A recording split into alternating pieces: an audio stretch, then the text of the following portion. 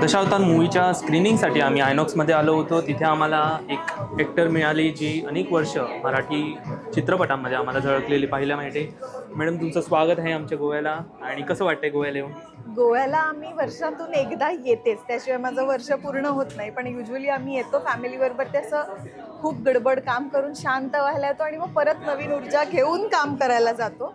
पण आज मी काम घेऊन गोव्यात आले आहे, त्याचं फार भारी वाटतंय की लोकांना पण इथे महाराष्ट्रात आवडतोच आहे दशावतार, पण गोव्यातल्या लोकांबरोबर आज बघून त्यांनाही खूप आवडला आहे, ह्याचं खूप छान वाटलं आहे. अनेक ठिकाणी आपण पाहिले की चित्रपट हाऊसफुल होत आहे आणि शोज जास्त होण्याची मागणी होते. कसं वाटतं मराठी चित्रपटाला जेव्हा अशा प्रकारचा रिस्पॉन्स मिळतो, कसं वाटतं? मला असं वाटतं हा खूप वर्षांनी मराठीत असा एक चित्रपट आला आहे जो मराठी सिनेसृष्टीचं रूप थोडं बदलू शकतो. एक जो पुश लागतो की आता परत सोनेरी दिवस परत येतील, ही जी आशा होती ती कदाचित दशावतारमुळे परत येऊ शकते. पुढच्या फिल्म्ससाठी मार्ग मोकळा होऊ शकतो.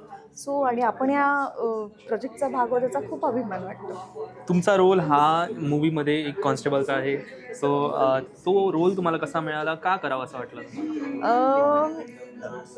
लेखक दिग्दर्शक सुबोध जो आहे आणि जे प्रोड्युसर्स आहेत सुजय हांडे आणि ओंकार काटे, आम्ही चौघंही कॉलेजपासून एकत्र एका ग्रुपमध्ये होतो. आम्ही एकत्र सगळं नाटक, ॲक्टिंग, डिरेक्शन जे काय ते एकत्र शिकलोय. सो त्याच्या पहिल्या सिनेमासाठी जेव्हा त्यांनी मला फोन केला की असं मला तुला आवडेल का, मला तू दिसतेस, तर काही नाही म्हणण्याचा प्रश्नच नव्हता. मित्रांची फिल्म आहे, पहिली फिल्म आहे, एवढं मोठं पाऊल ते उचलत आहेत. सो लगेचच मी हो म्हटलं आणि रोलही खूप छान होता. छोटा होता पण इम्पॅक्ट करणारा रोल होता. सो अशा प्रकारे मी ह्याचा भाग झाले. Thank you madam. तुमच्या पुढील वाटचालीसाठी तुमचं खूप खूप शुभेच्छा तुम्हाला. Thank you so much.